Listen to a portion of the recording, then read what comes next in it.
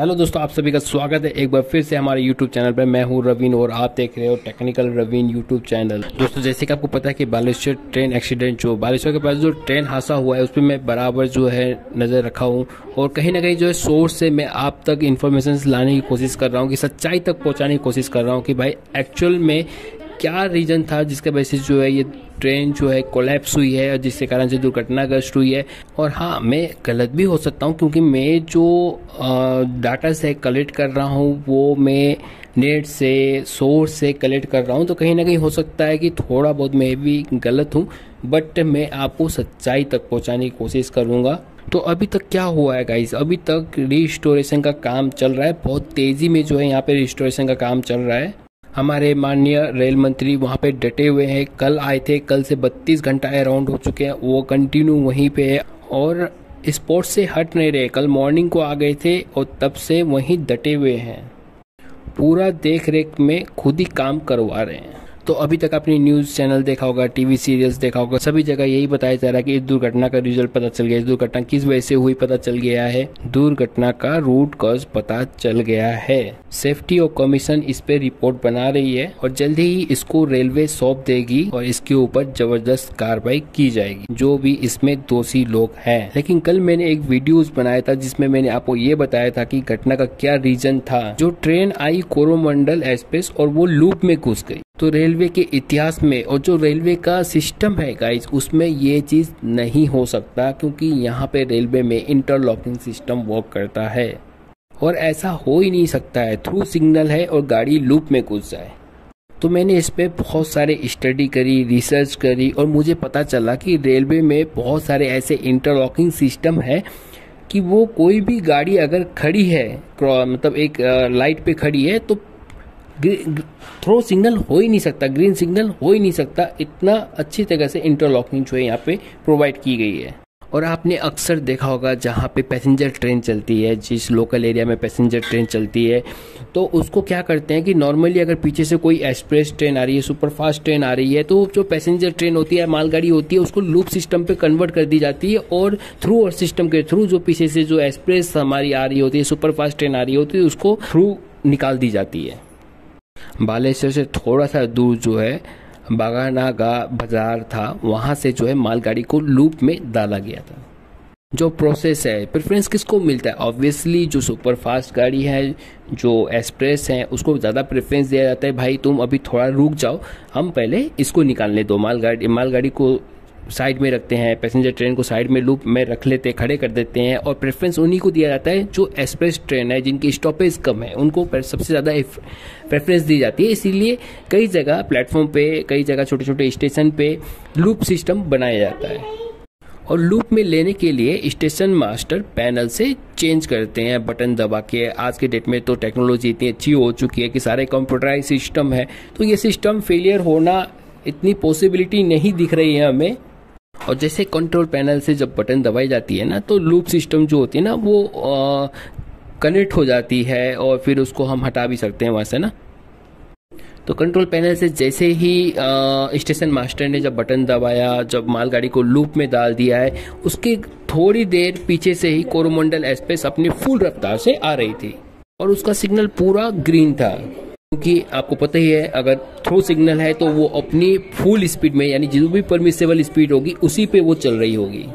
जैसे ही लूप में लिया मालगाड़ी को, तो अभी आप यहाँ पे फोटोज में देख पा रहे होंगे एक FM लिखा हुआ दिख रहा है, फॉलोइंग मार्क। और जब तक ये फॉलोइंग मार्क जो है ना, यहाँ पे सेंसर्स वगैरह होते हैं, और जब तक ये मालगाड़ी क्रॉस ना हो जाए तब तक थ्रू सिग्नल नहीं पॉसिबल हो सकता है। तो यही जो चीज़ है, ये इंटरलॉकिंग होती है। जब तक फॉलोइंग मार्क पार ना कर ले तब तक लूप सिस्टम चेंज नहीं होता, वो लूप में ही रहता है। जैसे कि आपको इतनी सारी चीज़ हमने बता दी, तो आपको ये भी कंसेप्ट क्लियर हो गया कि जो फॉलोइंग मार्क है, जब तक वो पार ना कर जाए तो तब तक सिग्नल जो है वो रेडी रहेगा, ग्रीन नहीं हो सकता, थ्रू नहीं मिल सकता उसको। तो इसका मतलब आप समझ सकते हैं कि जो मालगाड़ी थी वो लूप सिस्टम में पूरी कंप्लीट कर चुका था, फॉलोइंग मार्क से पार हो चुका था, तभी जो है कोरोमंडल एक्सप्रेस को पूरा थ्रू आउट सिग्नल दिया गया, यानी ग्रीन सिग्नल पूरा दिया गया। अब पेच यही है कि अगर ये सिस्टम पूरा है और 100% वर्क करता है तो भाई ये एक्सीडेंट हुआ कैसे, यानी ये जो दुर्घटनाग्रस्त है वो हुई कैसे।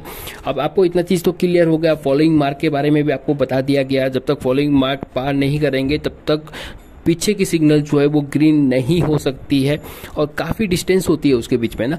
और फिर जब मालगाड़ी पूरी अपनी लूप सिस्टम में जा चुकी थी, फॉलोइंग मार्क कंप्लीट कर चुका था, तो थ्रू सिग्नल इस कोरोमंडल एक्सप्रेस को मिल चुका था। अब ये कोरोमंडल एक्सप्रेस फुल रफ्तार से जो है आ रहे थे, बट अभी यहाँ पे थोड़ी बहुत जानकारी जो मिल रही है वो यही मिल रही है कि भाई डीरेल हो गई होगी इसकी इंजन, या कुछ बोगी के जो है पहिए निकल गए होंगे, जिसके वजह से जो है वो बैलेंस गड़बड़ाई है और जाके इंजन जो है वो सामने खड़ी हुई मालगाड़ी, यानी जो लूप पे खड़ी थी मालगाड़ी, उसके ऊपर चढ़ गई है।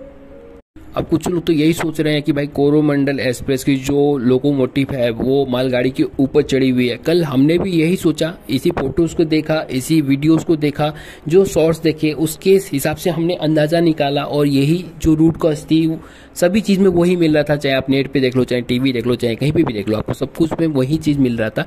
बट फाइनली जब हम इस पे स्टडी करे हैं और रिजल्ट जो हमारे सामने आया है, तो कुछ ऐसा चीज़ है जो झुटलाया ही नहीं जा सकता। तो कहीं ना कहीं जो है कुछ गड़बड़ तो हुई है। अब देखो यहाँ पे रेलवे मिनिस्टर ने भी बयान दे दिया है कि जो इलेक्ट्रॉनिक सिस्टम था उसमें फॉल्ट था, जो इलेक्ट्रॉनिक इंटरलॉकिंग सिस्टम थी उसमें खराबी थी, जिसके कारण से जो है वो सिग्नल थ्रू आउट हुआ है। और अभी आप जो सामने वीडियोस देख पा रहे होंगे वहां से आपको कंसेप्ट क्लियर हो पा रहा होगा। अभी एक इंजन है और यहाँ पे जो लाइट है, पासिंग जो अपनी जो लाइट होती है सिग्नल लाइट, वो आप देख पा रहे होंगे। वीडियोस के माध्यम से आप समझने की कोशिश कीजिए। अभी देखो पहला सिग्नल येलो है, ठीक है, दूसरा सिग्नल रेड है, ठीक है, येलो का मतलब आप समझ सकते हैं रेडी है। और आगे आप देखते जाइए क्या होता है इसमें। अब जैसे जैसे वो इंजन जो है आगे बढ़ते जाएगा, सिग्नल क्रॉस होते जाएगा, रेड रेड रेड मार्किंग देखो। अब जैसे जैसे 3-4 सिग्नल क्रॉस करने के बाद आपको सामने दिख पाएगा, जैसे अब 3-4 सिग्नल जैसे क्रॉस होगा तब पीछे वाली सिग्नल जो है वो ग्रीन होगी। तो ये सारे चीज जो है ना, इंटरलॉकिंग सिस्टम जो है, इसी में कहीं ना कहीं जो है प्रॉब्लम आई है, कहीं ना कहीं जो है खराबी हुई है, जिसके कारण से जो है ये दुर्घटनाग्रस्त हुई है।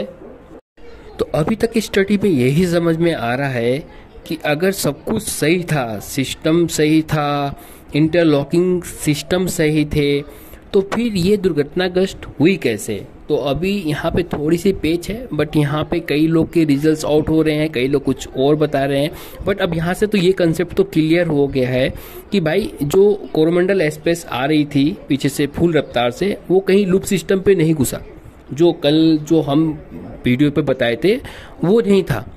वो क्या हुआ कि लूप सिस्टम पे तो नहीं गया, वो अपने थ्रू जो सिग्नल थी उसी ट्रैक पे थी।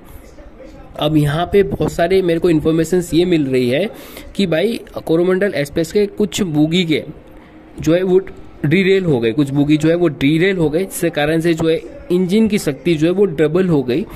और अब ऑब्वियसली है कि कोई भी एक बोगी अगर डीरेल होती है तो उसके आगे पीछे वाले सारे जो है वो डीरेल हो जाते हैं, और जिसके कारण से जो है इंजन की स्पीड जस्ट डबल हुई। और वो क्या हुआ कि साइड में खड़े हुए जो गुड्स की गाड़ी थी उसके ऊपर जो है वो चढ़ गई। तो अभी तक आपने ये समझा कि भाई दुर्घटना होने का क्या रीजंस था। अब थोड़ी यहाँ पे हम बात करते हैं कैजुअलिटी के ऊपर।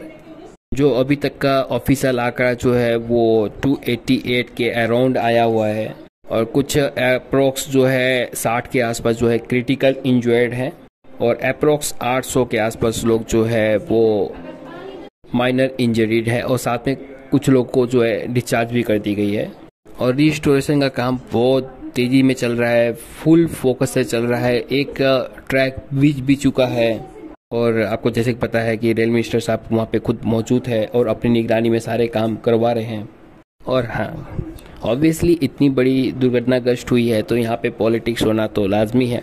तो यहाँ पे कुछ ऐसे पॉलिटिक्स वाले हैं जो यहाँ पे फुल पॉलिटिक्स कर रहे हैं, उनको मौका मिल गया कुछ पूछने का, सवाल करने का, इस्तीफा दो इस्तीफा दो। तो आज से पहले आपने कोई ऐसा रेल मिनिस्टर देखा है जो हादसे पे 32 घंटे से ऊपर वहाँ पे कंटिन्यू मौजूद है, और जिनको अच्छे खासे नॉलेज भी है। अब लोग बोल रहे हैं कवर सिस्टम कहाँ चला गया। कवर सिस्टम सिर्फ 400 मीटर की दूरी पे जो है वो अब लोग कह रहे हैं कि कवर सिस्टम कहाँ गया, कवर सिस्टम कहाँ गया। भाई इसमें कवर सिस्टम का कोई लेना देना नहीं है।